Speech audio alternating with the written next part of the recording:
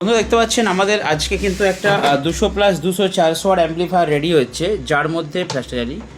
হ্যাঁ, যার মধ্যে আপনারা দেখতে পাচ্ছেন ডবল চ্যানেল, ঠিক আছে। এখানে বেস মিড টেরিবেল থাকবে, ভলিউম থাকবে, এদিকটা লেভেল লাইট থাকবে, আর এদিকটা বেস মিড টেরিবেল থাকবে, লেভেল লাইট থাকবে। তো দোকানে রেডি হচ্ছে। এই ক্যাবিনেটটা কিন্তু একদম ইউনিক, নতুন এসেছে। আর আমরা কিন্তু ট্রান্সফরমার দিচ্ছি 50-0-50, নাকি রে? 50-0-50 আমাদের নিজস্ব তৈরি, 100% তামাযুক্ত, ঠিক আছে। তো এখানে বোর্ড প্রত্যেকটা আমাদের নিজের, ঠিক আছে। এর আগে আমরা অনেক ইউজ করেছি, অন্যের কপি করেছিলাম, কিন্তু এখন আমরা নিজেরা বানাচ্ছি, ঠিক আছে। শেখার সময় করেছি, নাকি রে?